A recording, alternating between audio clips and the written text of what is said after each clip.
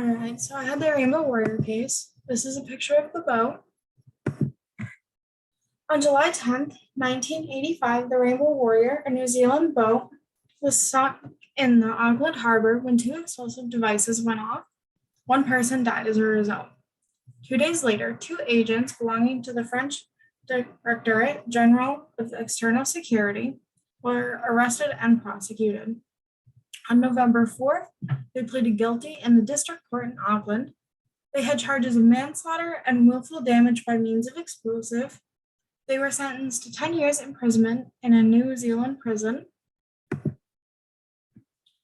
On the 22nd of September in 1985, the Prime Minister of France admitted the DGSE were responsible.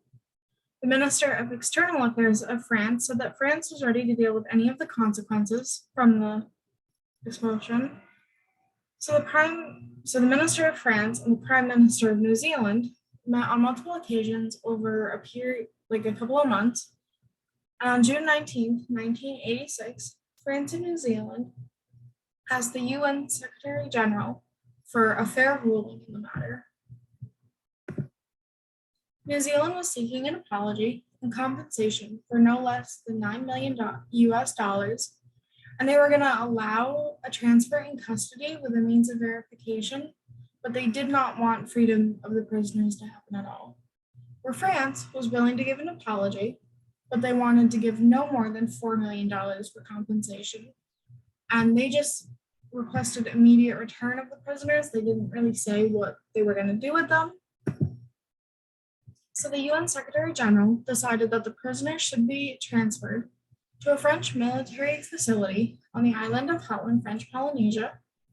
There, they were going to be serving a 3-year sentence in complete isolation besides military and immediate family. And every 3 months, the French government should have to give an update to New Zealand and the Secretary General of the status of the prisoners. And if New Zealand wanted to visit, they should be allowed as long as the two states agreed on when that would happen. And France should not argue to allow better trade between New Zealand and the United Kingdom. And should further issues occur, each state could request a tribunal to solve the dispute. So this case is related to class because it's a great example of an ad hoc arbitration case. Both sides tried to solve the issue on their own, but then when they decided that they couldn't or that they weren't getting very far and were just kind of making matters worse, they reached out to the UN Secretary General.